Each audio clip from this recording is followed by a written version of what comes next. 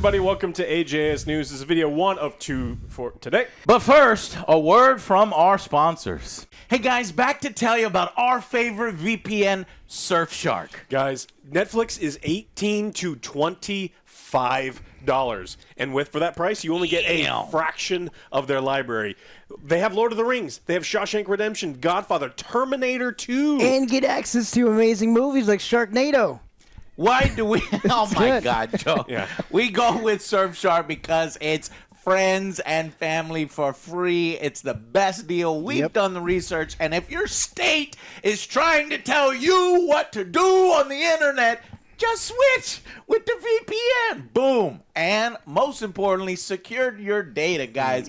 It is very easy. Just go to surfshark.com/AngryJoeShow. Use code AngryJoeShow at checkout and get 4 extra months when you sign up with this VPN, guys. Check it out. Thank you so much for watching, and I hope you enjoy the video. Bye, guys.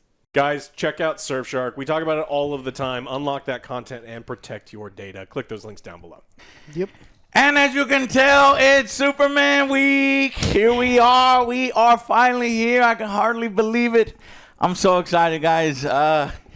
What is it? July 8th is the advanced screening. So we're going to see it tomorrow at night. Might not have the review up until the next day, Wednesday. But and then the film comes out the 11th. So hopefully you got your tickets. Let's support our boy Big Blue. And I hope it's good. Yeah, I hope it's good too. Good. I've watched so much preview content and interview content. It really does seem like the actors understand their roles and understand the characters, have really good chemistry. It's just whether that translates to the screen. We shall see. I'm very nervous. We're going to find out, okay, in a packed-ass month. But it does look like this is going to be an unprecedented month for movies. Not since, what is it, 2007, 5? One of those where it was Shrek 3, Spider-Man 3, and it was May 2007. Shrek 3, Spider-Man 3, Pirates 3 had 3 movies in a single month hit 100 million plus. And I think that this month could be that with Jurassic Park, which is already at 147. It made over $300 total million its opening. Worldwide. This is domestic. Yeah. And then Fantastic Four and Superman. So it's going to be crazy. They are probably cannibalizing each other, unfortunately, for Superman as well. But, yeah, I think it'll be fun. And I'm excited. So, please, I don't ask you guys for much. Don't ask you guys for anything.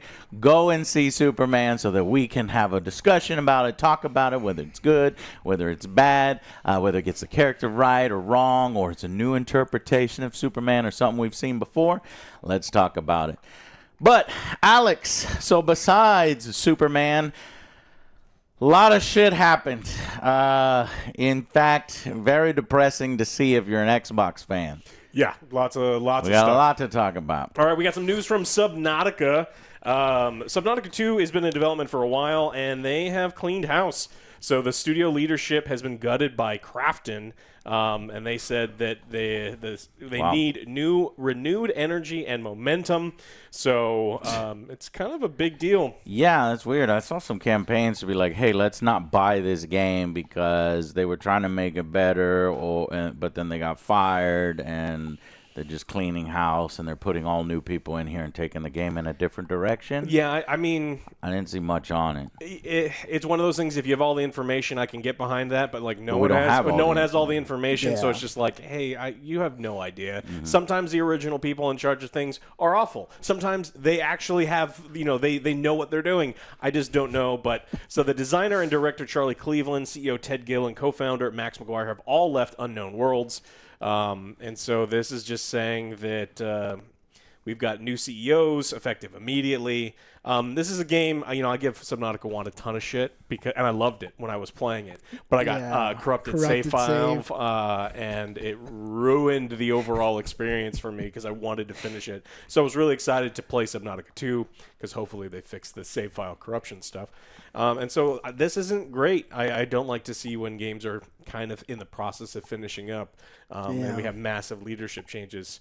But if the publisher thought that they were going in the wrong direction and they were the ones putting up the money, I guess we'll just kind of have to see. But they probably signed NDAs. The whole effective immediately has a bad taste. It was like they've been forced out. Charlie and Max, we'll see. A lot of people were following their careers as they started the original Subnautica and enjoyed that. So hopefully they will start another company and, things will all sort of go from there. Yeah, what Crafton said is there's nothing more important than the gamer experience. Given the anticipation around Subnautica 2, we owe our players nothing less than the best possible game as soon as possible. So the publisher was like, put this out, and they're like, it's not ready. It's going to be a disaster. We're not going to make any money, and it's going to flop if we put it out now. It's like, no, I don't care. This needs to be done by this date. And they said, we could get it done by this date. No. All right, you're fired. Let's bring in a whole new team and just push this game out the door. Yeah. So I'm worried about Subnautica 2. Maybe it'll turn out all right. Maybe it's like we need to get this out for our shareholders.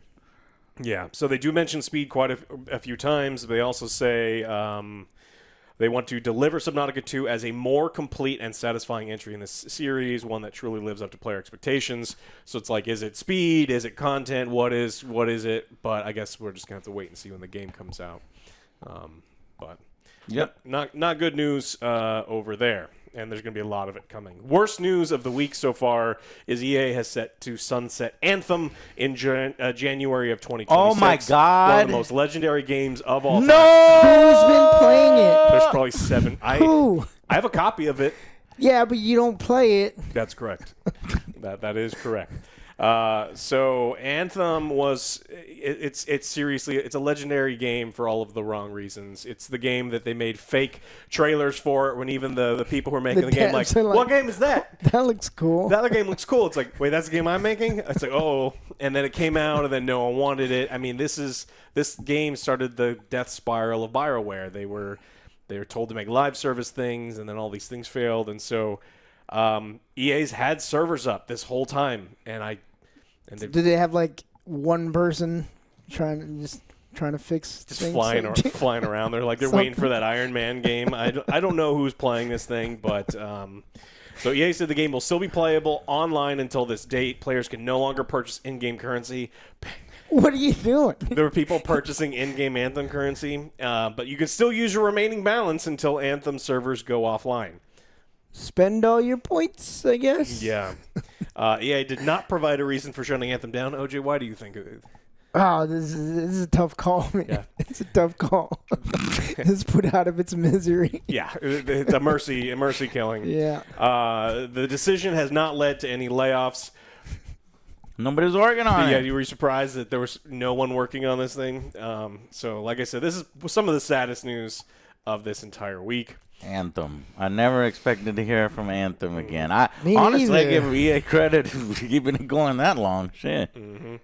Techland has canceled 2 games mid-development, it says, but it's confirmed there will be no layoffs. And so this is something that it sucks when a bunch of people put a bunch of work into games, but Techland, I think this is the good thing, right? When you recognize this is how you do it. Your employees are a resource, and it's important to have these people that are acclimated to your culture and your systems. Yeah. And just because projects go away, you don't have to fucking fire everyone, because it's important to have these people, because otherwise you lose good people to other companies. It's called brain drain, and it's not good. So good on Techland. We don't have a lot of information, but they do say that developers were moved to other projects and are working on a number of games in our pipeline. They're working on Dying Light: The Beast for PC, PlayStation, and Xbox. So they've got some other stuff. They're trying to get all those projects finished. So, well, that's good news. This is kind of how you do it. Yeah. Unless you're a piece of shit CEO, be like, all right, well, let's get rid of these and get some cheaper Yeah, well, because we can get them cheaper when we hire new people. All right, and let's talk about Microsoft. There's a lot. Unlike Microsoft, so if you're gonna cancel projects, you gotta at the very least retain your employees so that you can still be creative and make new projects and move them forward. Microsoft is in big trouble. Yeah. Xbox is on fire right now. So that was a lie. You know, when they were like, we're recommitting to our games, we're doing this and that. These big, long corporate speeches about gaming and gamers first and bringing the games and allowing the company's time. Man, I had a fucking perfect quote. I forgot to screenshot it. But he was like talking about one game in particular that they're going to give time to, and these are the types of games that we want to. I think it was Well, I'll look it up. Everwild? Yeah, I think it was. And then now canceled. Yeah. So Microsoft laid off 9,000 employees today. Jeez. What the fuck? It's not a lot of it. So some of it's from the gaming. Right. Most of it probably they're from elsewhere. one of the largest companies in human existence. But a Still. lot of it from gaming. So in the gaming side, they've canceled Perfect Dark, and they have closed the initiative. I wanted to check that out. Yeah. I love Perfect Dark on Nintendo 64. I don't know if it's going to still hold up. And we saw a little bit of it. I didn't think it was, but like it would have been cool to see what they were going to create, I guess. What it looks a little like nostalgia. 25 years later or something like that. So, yeah, the initiative has been completely closed. It was founded in 2018, and this is kind of their whole thing. It was supposed to be a futuristic eco sci-fi shooter that's not just about shooting. You look at that trailer, a lot of people were calling it fake because it looks so finished, close to completion, and the devs recently shot down that claim saying, it's probably more real than you think. Well, don't use probably. What the fuck? Well, what it is I think they call it a vertical slice, and it's like, okay, so it is fake.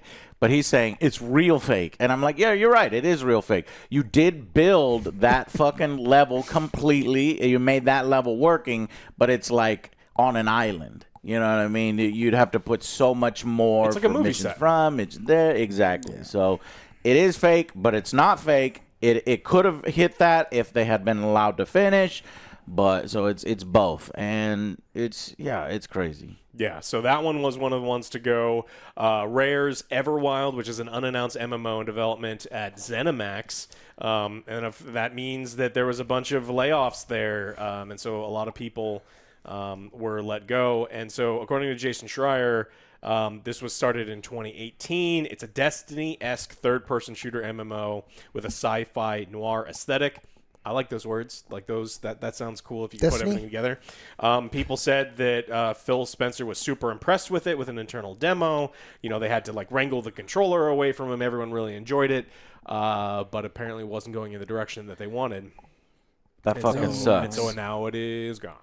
A Destiny-esque third-person shooter MMO with sci-fi noir aesthetic. Blackbird was being developed by a team of 300 employees. Now gone. God damn it, man! I would have liked to have seen that. I like MMOs. I want something new and interesting in that MMO genre so that we can roll around with the Angry Army.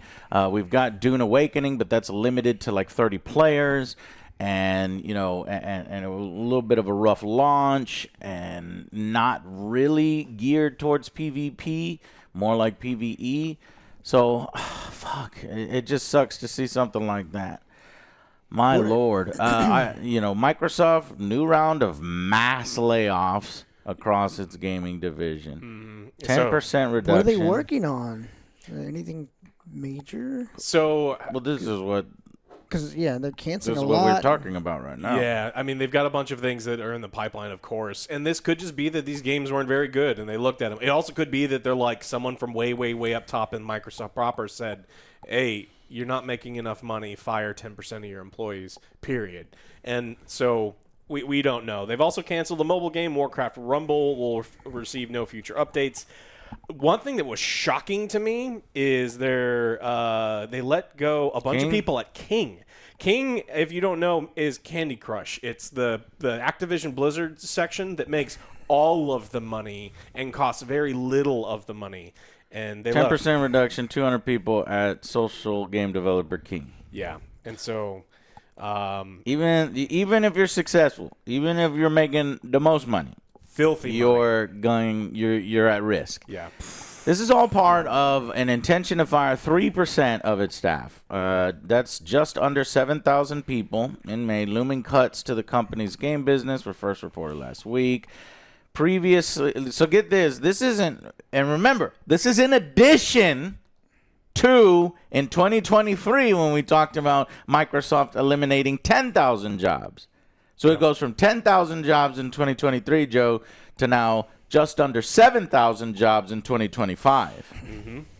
They've let go people at Raven Software and Forza Motorsports creator Turn 10, and so almost 50% of Turn 10 staff reportedly laid off. It's a massive percentage. I mean, that's not good for. No. 1 year after it acquired its Activision Blizzard for $69 billion, and then in 2024 there were 2,500 layoffs. So one thing that we talked about a lot was that when they were looking at the acquisition, the government was looking at it's like, what's to prevent you from just firing a bunch of people? And then the merger kind of went through, and they're like, no, or before they're like, no, we're not going to do it. And then it went through mostly, and then they fired a bunch of people, and then the SEC's like, hey, you said you weren't going to do that. And then the SEC suit and then a couple of months ago, the SEC finally lost for real this time, and now we get another one. Phil Spencer said, it says, in a memo sent to Xbox employees when yesterday's layoffs were announced, Spencer said the gaming division has more players, games, and gaming hours than ever before.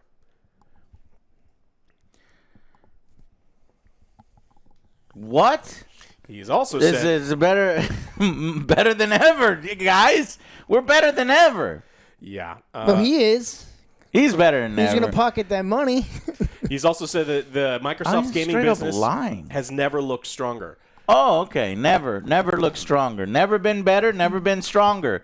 We're laying off. Fuck this. I'm gonna this is. Because I would assume some of those people are going to be working on another project. You can move them over, but no, these people are. Yeah. These people are no, they're gone. They're carrying too much weight and not enough profit. Even though Microsoft CEO Satya Nadella said the company put up record performance in 2024. Yeah. We delivered over $245 billion in annual revenue, up 16% year over year. And over $109 billion in operating income, which is up 24%. I bet you got nothing but a fucking pizza party. Yeah. Well, here's a pizza party, and you're like, go. So you get one of those little tiny slices. You're up year over year. You're making record performance. Oh, it's never been better for the bottom line. Yeah. For the numbers, for pure profit. Meanwhile, 7,000 layoffs, 10,000 layoffs. 200 layoffs here at the most successful portion. The king. Tons and tons of games being canceled here. Check this out. Mr. Matty Plays, Xbox since the top of 2024 recorded this. Here's what Xbox has done since the top of 2024. The Initiative closed down. Perfect Dark canceled. Everwild canceled. New ZeniMax Online Studio IP canceled. 50% of Turn 10 gone. 10% of King gone. Layoffs at Raven Software. Arcane Austin, right around here, closed down. Tango Gameworks, nearly lost forever. Alpha Dog Games, closed down. Roundhouse Studios, closed down. Blizzard Odyssey, canceled. And there's more. Yeah, Warcraft Mobile. I mean, there's a bunch of other ones they've done. Wow. It looks strong.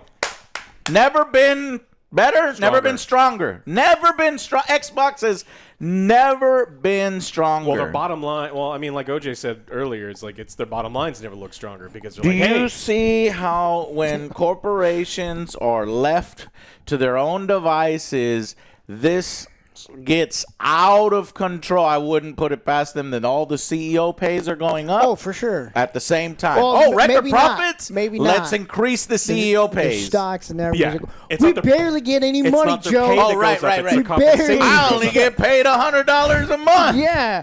Yeah, but what about your stock options that pay you? Oh, okay. Pay no attention to the man behind the stock options. I'm scraping by with these millions.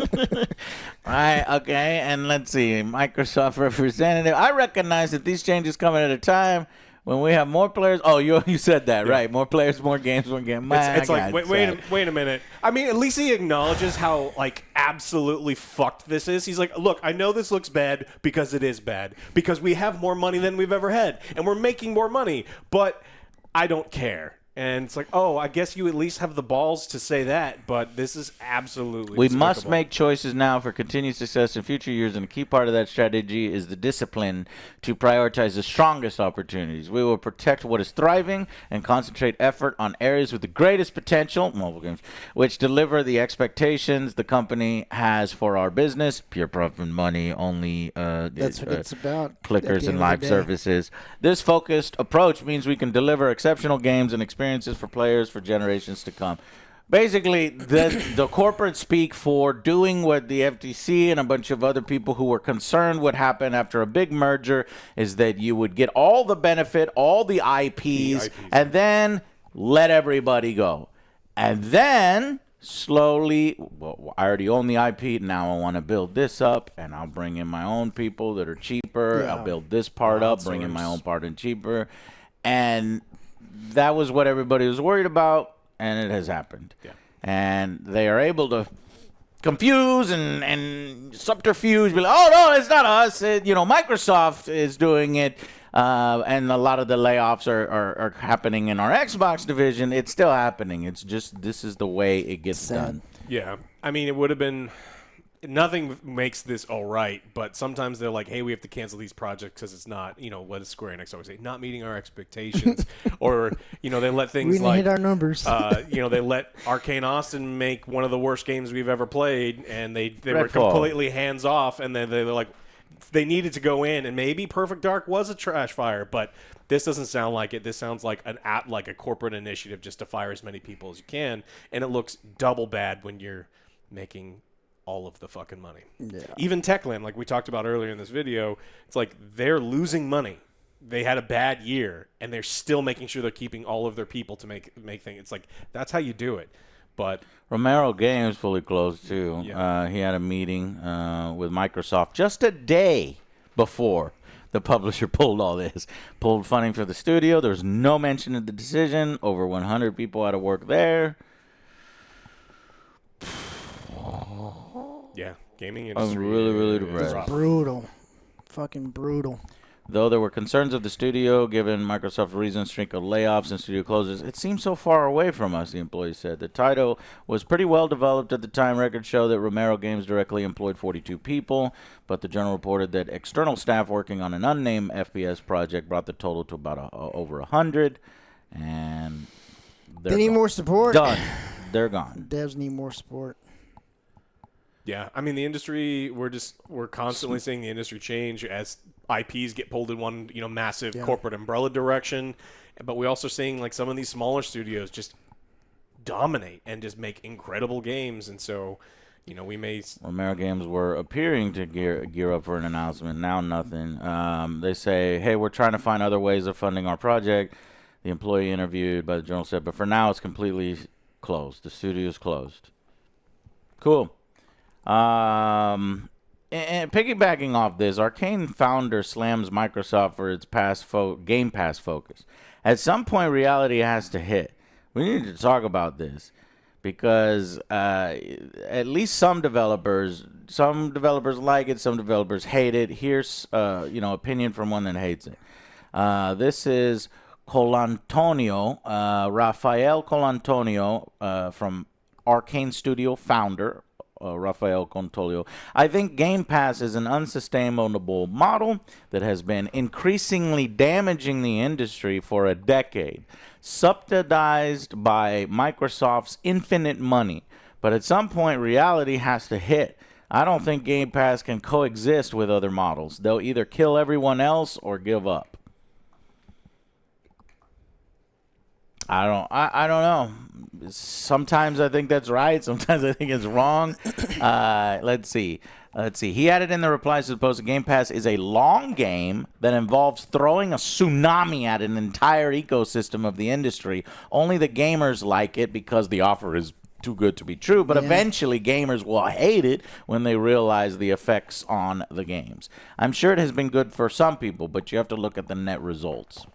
Now, this is a guy called Antonio. He left Arcane Studios back in 2017 before its parent company, ZeniMax, was acquired by Microsoft in 2021. So he's been out of that for a while. But he's been a critic, you know. I mean, we've definitely seen some low-quality garbage get released on Game Pass that just isn't done. But, I mean, sometimes you get incredible stuff. So... Man, I just get this feeling like Microsoft is not getting a taste for video games anymore, and we're going to be seeing Microsoft leave in 5 to 10 years. They can't sustain, but Phil Spencer says, no. First, let me fire all these people, and then we can sustain for the future. Yeah, I don't think the games... I mean, the IPs are valuable, and they'll be sold to somebody. Like they may like get out of it, but I think those IPs will be around for a while. Yeah, I'm just hoping that we continue to see trends like we see these small teams put out. Small teams have tools they've never had before, and we get 10 out of 10 legendary games come out of these people. That's like Expedition. Expedition 33. We got like 50 dedicated people plus the outside staff able to put like shame people with 800, 1,000 employees. And in the next video, we're going to talk about some really bloated, massive corporate things. And it's like, I don't think that that's sustainable. So I think Microsoft is kind of saying that, but they're just taking a sledgehammer to something that needs a scalpel. It's never been worse, and I can't believe that quote, that it's never been better. Stronger, No, you're wrong. It's never been stronger. It's never been worse for Xbox. Puts into question everything they've said. They have the numbers. Their lies, that they let projects do what they need to do, even games that he himself were playing that he found cool. They had to cancel purely, for money, even though if you spend a little money up front, then you have the potential of a huge new IP being huge, and you can milk it like Halo for 17 fucking years. But they don't want their risk adverse because of shareholders, because of profit, because of the corporation grind. I think it's and I'm so tired of it, and it just sucks. So this is why we don't let Halo these Studios did shit the bed. That we'd have infinite money with Halo Infinite, but those talentless fucks put out garbage. Anyways, the fucking this just sucks, and what a depressing way to end. But that's how we're gonna end this video. Microsoft is the weakest it's ever been. Went against everything company. They said. Who knows if there's going to be a new Xbox? It feels like they're so lazy now they'll have somebody else develop the Xbox for him. The Xbox Next and throw their name on it. Soldier Boy can do it. Soldier Boy. Okay. Yeah. We're trying to lighten things up, Joe. Okay. Yeah. All right. Making the jokes. The new Soldier Boy Xbox console coming out. He's coming to save Xbox. Mm-hmm. All right. Man, it's bad. He's gonna Superman that hoe, Joe. Exactly. Okay. All right. Which means something completely different than your context. But all right, take it away, Alex. You got anything else? No, that is it. We've got another big video coming. Okay. So come hang out with us in the next video. Damn. Alex, go ahead. Yeah. Just click those links down below. Yep. Thank you so much to Surfshark for sponsoring this video. You need a VPN. Might as well get one where you can share with all your friends and family on unlimited devices. Mm-hmm. All right, we'll see you in the next one. Bye guys. everybody.